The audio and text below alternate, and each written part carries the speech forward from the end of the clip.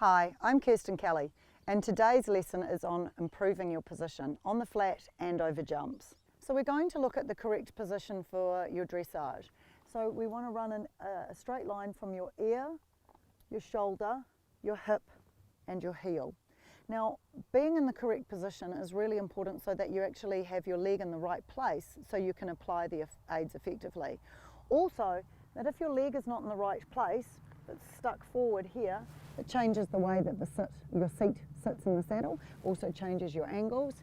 If your leg is back here, you're more likely to see, then it just naturally pushed you forward. So these sorts of things, yes, it makes you look correct and aesthetically pleasing on the horse, but it's really important for how you sit and how you move with the horse. It's really important as well that we think about the posture through your upper body. You want to always feel like on the horse that you're breathing up through your ribs, and that you allow the energy to float up through your head.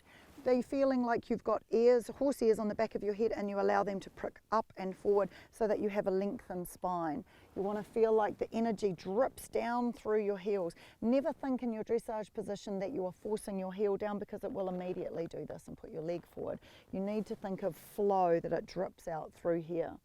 The other thing that I want you to do is that you grab your thigh and you pull this part out from underneath. So get it from the back, that's it, so that it's like rolled, that's it. Now you feel how when you sit on the horse with your thigh there, that it sits very flat, whereas lots of jump riders have this problem that we're so used to riding with your knee open and your toe here. See that your thigh tucks underneath and it changes your hip angle, whereas dressage riders, you need to open your leg away and let it hang down so it hangs flat. Make sure that when you go to a dressage show, go and watch a really beautiful dressage rider and you will see that their legs lie flat against the saddle and they hang down, and then they're free to move their leg as they need to. If they're turned out slightly in this position, they can't move freely back because the hip is already jammed into a jumping feel rather than a nice flat dressage position. The other very good exercise is to take your foot out of the stirrup there, Yvonne. That's it, and now lift your whole leg out towards me, that's it, and then down, and as you do so you're lying your thigh flat. Now you can feel how then your thigh sits very flat against the saddle. A really good thing to do is to go and watch a beautiful dressage rider and you will see what I mean. Their leg hangs from the hip straight down underneath them, and then they're able to move their legs forward and back when they need to for lateral movements. If the leg is a little bit rotated, it's very, very hard to slide the leg back. It's so important that we have a straight line from your elbow that runs through the hands along the reins to the bit.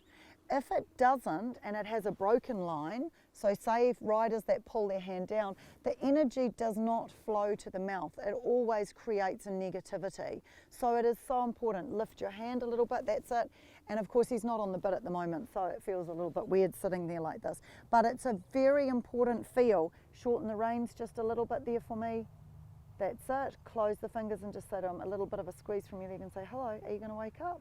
Yes, thank you. Now shorten the reins up, so that then they feel at the right length. See, and then you have a lovely line which goes straight from your elbows along to the bit. The other thing that I would like to show you is how to hold the reins, well, how I like to. So I like this fourth finger here to be elastic. So I like it so that you can do this on the rein and then soften. So what I tend to do is I hold the rein with my thumb and my first finger, so that way I never lose the rein. So when I ride, I have this here, and then this is soft, which is slightly different. Most people hold it like this. When I say to people, you know, this finger's got to come looser, they lose the rein. Whereas if you just hold the thumb like this, then this way you have an elastic feel, but you don't keep slipping the reins. Okay, so we're just going to have a look at your position while you're trotting around there, Yvonne. So the first thing I'm looking at is your hand. So you have a good straight line from your elbow through to the bit, that's good. He's not quite taking you forward yet, just because you've hopped on, he's not really warmed up enough. So we've got a little bit of jiggle going in through the hands. Don't forget, you're trying to keep these hands forward so you feel like you're pushing a wheelbarrow along. That's it. Always think that the thumbs point towards the ears, because that's where you want the horse to go. That's it. Now from there, use the fourth finger, so you squeeze him that little bit rounder. That's it. So looking at your arms and your hands there, I'm really happy with that. That's lovely. I love the fact we have a good straight back because you have good strength through your core. You're keeping your head up, which is really nice. So a little bit, when we look at your lower leg there, it is popping up and it is kicking out. We want to try to let the leg hang very quiet and down. That's it. There you go. So what I'd like you to do now is a little bit of 2-point, Yvonne. Now I know the dressage riders will scoff at doing a 2-point, but it shows me whether you can stay balanced over your lower leg. That's it. Very good. And you see there you've got your heel underneath your seat and you are quite able to stay there and stay nice and elastic. Okay, now go back to your rising trot again. That's it. So keeping the weight right down through the heel. Very good. Now I'd like you to pick up the canter. Very nicely done. So just want to think about breathing and letting the breath fill your seat bone so you feel like you get nice and long through the seat and just relaxing down into the ankle. Very good. Now what I want you to visualize as well, Yvonne, is that as he's cantering, your hip makes a circle. So you let that hip follow like down and up and down and up. That's it. And it's not a grinding seat, it's a following seat. But you always think of these little bicycle wheels that keep going in your hips that just follow and go with the movement. Now when you want to make that downward transition, I want you to brace your tummy muscles and I want you to stop following through your hip and through your back. And you see there was absolutely no adjustment with the rein. You were able just to beautifully just sit, stop the wheels of your hip, and he came back to the trot really nicely. That's it. Now I would like you to sit to the trot and prepare to walk. Difficult in your jump saddle, I know that, but well done. Okay, so we're going to look at the jumping position now. So it has a straight line from the shoulder, just lean forward very slightly. Shoulder, knee, toe. Pushing the weight down through the heel like this.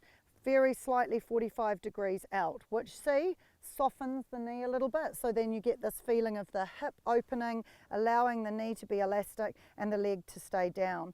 If the toes stay very forward, see how it locks the knee on immediately, then this is more likely to happen over the top of the fence. So this is why this little softening is very, very important. It encourages these angles here to absorb the movement like a spring. Okay, the position with the upper body, whenever you are thinking, I want you to feel like you ride towards the sky. Okay, so when you fold over the top of the fence, same thing with our flat, just to go over the hand, exactly the same feel that you have a straight line from your elbow through to the bit. And over the top of the fence, I want you to fold from the hip now, Yvonne, touch your hands to the crest here and relax the elbow. Think with your upper body though, to the sky rather than towards his neck. Perfect, there you go. Because we want to think of this feeling as your upper body stays up this way, stretching up rather than you're lowering yourself down to him. Yep. So just sit up again, let the hands carry and do it one more time. You just touch the crest, that's it, and still towards the sky. And see then by allowing this elbow to soften, it just encourages the body just to fold into the rein there. That's great. Now sit up again. Now remember, in your jumping position, the legs are for safety. This is what keeps you on. It stops you from falling off. So this you need to work on all the time. This is finesse. And this is what shows you, when you look in the ring and watch a rider jump round, this is what people stop and go, gosh, isn't she a beautiful rider? Because if the hand is floating and elastic with the horse around the course, you'll find the horses go in a much, much better rhythm. I'm not into the horses being jammed into a frame unless they naturally are a very round horse. I'm more concerned with them being in self-carriage, so that when you canter down to the fence, the elbow is elastic, it flows like this, and then it's easy to fold forward, touch the crest and make your fold over the top of the jump. Just sit up for me again, block the arm. Okay, now you can see when you're cantering around and the horse is going like this, the horse is then either going to lean on the contact or he's going to hollow from the contact. It is very hard for him to get to a fence pulling or leaning or bracing or hollowing and then suddenly give you a beautiful bascule. So by having this lovely elastic feel to the mouth means that you get a nice harmonious ride. If we look at Yvonne while she's cantering around the arena, you need to have a little bit more weight down into the heel. That's it. Perfect. See how she's got a 45-degree angle so the toe is out, and you can see she's pushing her weight down into the heel nicely. She has a straight line from her toe, knee and shoulder. Now it's really important to practice your 2-point, because when you're practicing 2-point, what you're doing is making sure that your leg is working hard and it's stable. But it's also, if you can't do this 2-point, then there's something wrong with your balance and you really need to practice it so that the muscles get used to being able to go like that. Okay, go back to the trot for me now, Yvonne, and stay in 2-point. So you see, that's a really good exercise to practice being able to go from canter to trot to test how good your balance is. Stay up there, that's it. See how the elastic is working, the heel is working nicely, it's getting nice and elastic. Beautiful through your hand. Look how easy and comfortable he is in the contact. Awesome job. And I'm loving your 2-point, Yvonne. You're absorbing the movement through your hip and your knee and your ankle. You can have a rest. That's quite a good amount of 2-point there. And now I want to talk about sitting trot. I watched a great lesson with Heath Ryan one day, and he was watching a rider who was having trouble sitting to the trot. And he said, a horse will enjoy a bouncing rider far more than it will a stiff rider. Now, you think about that. What's the first thing you do when you're trying to sit to the trot? You generally hold your breath. You start trying to sit as still as you can, and then you become rigid. And then, of course, the horse hollows its back, and then it becomes like sitting on a jackhammer. It's really unpleasant. So what I want you to think about when you next try to sit to the trot is stay relaxed through your eyes, ride the horse forward, breathe down into your seat bones, and think about the hips being loose. Think about the bounce of the trot. It is already bouncing. You need to bounce at the same speed with it, and then you will be able to sit to the trot. So don't try to sit still, try to relax and bounce with him. And actually don't feel so guilty. If you're a little bouncy at first, just enjoy that spring and it will get softer and softer. Don't forget to subscribe to my YouTube channel, Kirstin Kelly Equestrian.